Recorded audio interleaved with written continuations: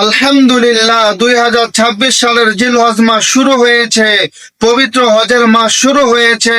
10 দিন চুল নখ কাটবেন না। একেবারে কুরবানি করার পর চুল নখ কাটবেন, তাহলে একটি কুরবানি করার সওয়াব পেয়ে যাবেন। আল্লাহু আকবার। ও প্রিয় ভাই ও বোনেরা, জিলহজ মাসের আরাফাতের রোজা আপনি কিভাবে রাখবেন, কিভাবে নিয়ত করবেন, বাংলা নিয়ত কিভাবে করবেন, কি বারে কত তারিখে আরাফাতের রোজা রাখবেন এবং জিলহজ মাসের প্রথম 10 দিনে কতটি রোজা রাখবেন, প্রত্যেকটি রোজার নিয়ত কিভাবে করবেন, কিভাবে নামাজ আদায় করবেন, কিভাবে নিয়ত করবেন, একদম সহজ নিয়মে জিলহজ মাসের প্রথম 10 দিনের নবীজির শেখানো স্পেশাল 10টি আমল শিখিয়ে দিব ইনশাআল্লাহ। নবীজি বলেছেন আল্লাহর কাছে জিলহজ মাসের প্রথম 10 দিনের আমল ইবাদত সবচেয়ে প্রিয় এবং শ্রেষ্ঠ ইবাদত। জিলহজ মাসের প্রথম 10 দিনের শ্রেষ্ঠ ইবাদতের মতো আর কোন শ্রেষ্ঠ ইবাদত আল্লাহর কাছে নাই, আর কোন দামি ইবাদত, দামি আমল আল্লাহর কাছে নাই।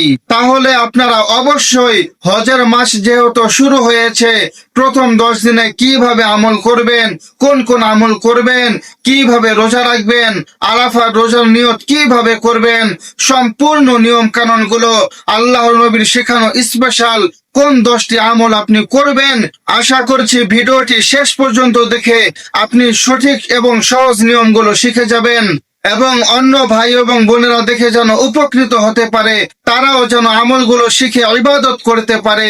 সেজন্য ভিডিওতে একটি লাইক দিয়ে দিনী কাজে আপনিও শরীক থাকবেন। তাহলে চলুন সম্মানিত দিনী ভাই ও বোন, সহি আমলগুলো আমরা শিখে নেই। কিন্তু তার পূর্বে আপনাদের কাছে আমার ছোট্ট একটি অনুরোধ, এই চ্যানেলে প্রতিদিন দিনী আমল এবং দোয়ার ভিডিও আপলোড করা হয়। সেই ভিডিও সবার আগে পেতে চ্যানেলটিকে এখনই সাবস্ক্রাইব করে পাশে থাকা বেল আইকনটি বাজিয়ে দিন। 1 নম্বরে যে আমলের কথা আল্লাহর নবী বলেছেন তা হচ্ছে এই জিলহজ মাসের প্রথম 9 দিনে তোমরা 9টি রোজা রাখো। আল্লাহর নবী জীবনে কোনোদিন এই জিলহজ মাসের 9টি রোজা মিস করেননি। প্রিয় নবী সাল্লাল্লাহু আলাইহি ওয়াসাল্লাম বলেছেন, আমি প্রত্যাশা করি আরাফার রোজা অর্থাৎ 9 জিলহজের রোজা অর্থাৎ কুরবানি ঈদের আগের দিনের রোজা, মানে কুরবানি ঈদের 4 রাতের রোজা যদি কোনো ব্যক্তি রাখতে পারে, তাহলে তার বিগত 1 বছরের এবং আগামী 1 বছরের গুনাহগুলো আল্লাহ তাআলা ধুয়ে মুছে ছাপ করে তাকে মাসুম নিষ্পাপ করে দিবেন। সুবহানাল্লাহ। এই জন্য সম্মানিত দিনী ভাই ও বোন, আপনি যদি 9টি রোজা রাখতে নাও পারেন, অন্তত আরাফাতের একটি রোজা হলেও রাখার চেষ্টা করবেন। আল্লাহ তাআলা আমাদের সবাইকে অন্তত আরাফাতের একটি রোজা হলেও রাখার তৌফিক দান করুন। আমিন। কমেন্ট বক্সে আমিন লিখে আপনিও দোয়াতে শরীক থাকুন, কেননা কে জানে কার দোয়া কখন কবুল হয়ে যায়। তো সম্মানিত দিনী ভাই ও বোন, আপনি আরাফার একটি রোজা রাখবেন। এর আগে আরো যে 8টি রোজা রয়েছে, এই 8টি রোজার মধ্যে আপনি যে কয়টি পারেন, 2টি, 1টি, 3টি, 5টি অথবা 8টি, আপনি যে কয়টি পারেন আপনি সেই কয়টি রোজা রাখবেন। এই রোজাগুলো নিয়ত এইভাবে করবেন 1 থেকে 8 তারিখ পর্যন্ত, মানে 8টি রোজা নিয়ত আপনি এইভাবে করবেন, আমি জিলহজ মাসের নফল রোজা রাখার নিয়ত করলাম। আপনি এইভাবে 8টি রোজা পর্যন্ত নিয়ত করে আপনি রোজা রাখবেন।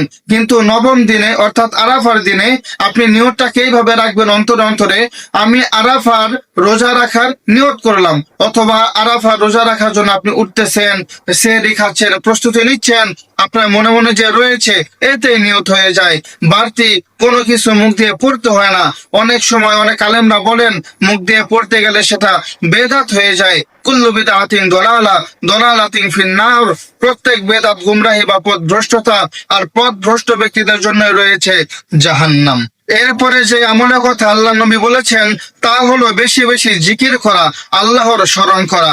এই 10 দিনে আপনি বেশি বেশি জিকির করবেন। শ্রেষ্ঠতম জিকির গুলো আল্লাহ নবী শিখিয়েছেন, সুবহানাল্লাহ, আলহামদুলিল্লাহ, লা ইলাহা ইল্লাল্লাহ, আল্লাহু আকবার, আস্তাগফিরুল্লাহ। এরপরে দুরূদ শরীফ, সাল্লাল্লাহু আলাইহি ওয়াসাল্লাম এরকম যত ধরনের জিকির রয়েছে, আপনি যত জিকির পারেন। আর হ্যাঁ, মনে রাখবেন, কোরআন তেলাওয়াত করাও কিন্তু একটি জিকির, সর্বোত্তম জিকির। আপনি বেশি কোরআন তেলাওয়াত করবেন, বেশি বেশি জিকির করবেন। হাঁটতেছেন, চলতেছেন, অজু আছে, অজু ছাড়া আপনি সব অবস্থাতেই জিকির করতে পারবেন, জিকির করতে থাকবেন। আল্লাহ তাআলা তৌফিক দান করুন। এরপরে যে আমলের কথা আল্লাহ নবী আমাদেরকে স্পেশাল ভাবে শিক্ষা দিয়েছেন, তা হলো তাকবীরে তাশরিক দেয়া। যেমন আল্লাহু আকবার, আল্লাহু আকবার, লা ইলাহা ইল্লাল্লাহ, আল্লাহু আকবার, আল্লাহু আকবার, লিল্লাহিল হামদ। 9 জিলহজ থেকে, অর্থাৎ কুরবানি ঈদের আগের দিন থেকে, 4 রাত থেকেই 13 জিলহজ পর্যন্ত, অর্থাৎ কুরবানি ঈদ 10 তারিখে হয়, 11, 12, 13। এই 13 তারিখ আসরের নামাজের পর পর্যন্ত তাকবীরে তাশরিক দেয়া প্রত্যেকটি মুসলমান নারী পুরুষের জন্য ওয়াজিব। আমি আরো একবার তাকবীরে তাশরিক বলে দিচ্ছি।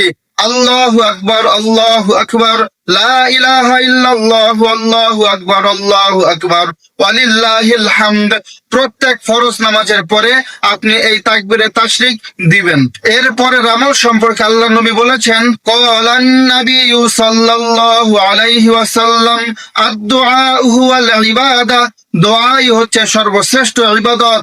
তোমরা বেশি বেশি দোয়া করো, এই বিশেষ সময় তোমরা দোয়া করো। এই 10 দিনে আল্লাহ তাআলা বেশি বেশি দোয়া কবুল করেন, যখন তখন দোয়া কবুল করেন। এজন্য বেশি বেশি দোয়া করতে থাকুন। দোয়া করাটাও একটি ইবাদত। রিজিক বৃদ্ধির জন্য দোয়া করুন, নিজের জীবনে গুনাহ ক্ষমা করানোর জন্য দোয়া করুন, মনের আশা পূরণের জন্য দোয়া করুন। আপনি যাই দোয়া করবেন, আল্লাহ তাআলা সে দোয়াই কবুল করবেন ইনশাআল্লাহ। এরপরে যে আমলের কথা বলবো, তা হলো নফল ইবাদত বেশি বেশি করা। ফরজ নামাজের পাশাপাশি তাহাজ্জুদ নামাজ বেশি বেশি আদায় করা, ইশরাক, চাষতের নামাজ, আওয়াবিরের নামাজ, তাহিয়াতুল ওজুর নামাজ, এরকম আরো যত নফল নামাজ রয়েছে, নফল ইবাদত রয়েছে, সেগুলো বেশি বেশি করার চেষ্টা করুন। আল্লাহ তাআলা বেশি পুরস্কার আপনাকে দান করবেন ইনশাআল্লাহ। তারপরের স্পেশাল আমলটি হলো খাঁটি দিলে তাওবা ইস্তেগফার করা, আল্লাহর কাছে ক্ষমা চাওয়া গুনাহের জন্য। বাংলাতেও ক্ষমা চাইবেন। আর আস্তাগফিরুল্লাহ, আস্তাগফিরুল্লাহ বেশি বেশি পাঠ করবেন। আল্লাহ তাআলা এ সময় মানুষদেরকে ক্ষমা করে জীবনের গুনাহগুলো মোচন করে মাসুম নিষ্পাপ করে দেন। এজন্য বেশি বেশি তাওবা ইস্তেগফার করুন। এরপরের স্পেশাল আমলটি হলো যদি সামর্থ্য থাকে হজ পালন করা। আল্লাহ নবী আরো বলেছেন হজ ও ওমরা করা। কিন্তু বর্তমান বিশ্বের নিয়ম হচ্ছে এই সময় 3 মাস ওমরা করা রাষ্ট্রীয়ভাবে নিষিদ্ধ। সৌদি আরবের নিয়ম অনুযায়ী 3 মাস ওমরা করা যায় না।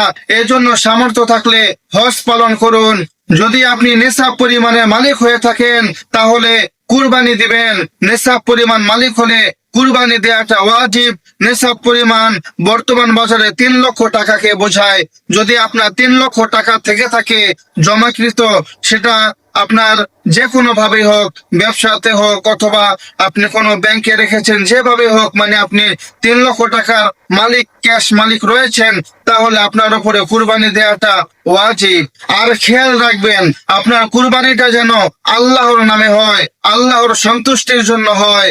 বলুন, আমার কুরবানি, আমার নামাজ, আমার যাকাত, আমার সদকা সবকিছু আল্লাহর জন্য। একটি মিস্টেক হয়েছে, আরো একটি আমল রয়েছে যার কথা আমি বলতে ভুলে গিয়েছিলাম। সেটি হলো বেশি বেশি দান সদাকা করা। এর সময় দান সদাকা করলে আল্লাহ তাআলা অনেক খুশি হন। এজন্য বেশি বেশি দান সদাকা করবেন। মনে রাখবেন, দান সদাকা শুধুমাত্র গরিবকে সাহায্য করা নয়, নিজের জীবনের আয় উন্নতির জন্য, বালা মুসিবত রোগ শোক থেকে বেঁচে থাকার জন্য, নিজের সন্তানদের সফলতা এবং হালাল রিজিকের জন্য।